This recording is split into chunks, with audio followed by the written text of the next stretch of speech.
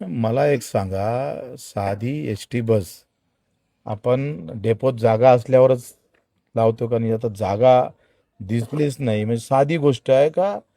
Flight जर आहे, विमान जर ते आहे, तर ते कुठल्याही 1000% जेथपर्यंत लँडची स्थिती येत नाही तेपर्यंत उतरायचं नाही. हे सगळ्या गाईडलाईन्स आहे आणि त्याला कार्यक्रमच देतं का इथं जर उतरलं जात नसन तर तुम्ही दुसरा एअरपोर्ट देतं ते लगेच.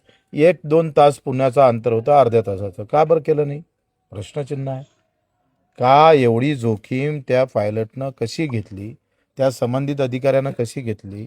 जिथं अजितदादा म्हणजे एक उपमुख्यमंत्री असताना सुद्धा जर अशा प्रकारचे अपघात होतात तर म्हणजे आमच्या यंत्रणा किती किळस झालेल्या आहे.